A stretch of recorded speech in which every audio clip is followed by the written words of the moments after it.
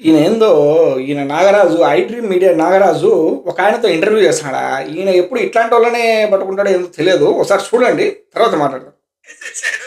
బాగా ఏసేసాడు. రూపాయలు ఖర్చు పెట్టాను. 16 లక్షలకి సీసీ రోడ్ వచ్చేసింది. మా వీధిలో అంటున్నా.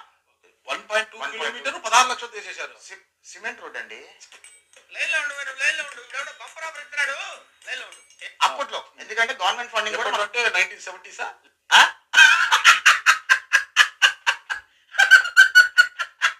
టీడీపీ ఏం చెప్తే చంద్రబాబు నాయుడు సంబంధించేది, జగన్ గారు వైసీపీలో ఏం జరిగింది జగన్ గారికి సంబంధించింది అంతే. అంటే ఇది అది సిచ్యుయేషన్ ఏదో తేడాగా ఉందండి. శాండ్ మీద దుబ్బేసింది, లిక్కర్ మీద దుబ్బేసింది, సహజ వనరుల మీద దుబ్బేసినాయి. ఇవన్నీ ఎక్కడ పోయినాయి అంటున్నా డబ్బులన్నీ. ఇసుక కూడా సహజ వనరుల్లో ఒకటే కదా. అంటే శాండ్ అనాలి.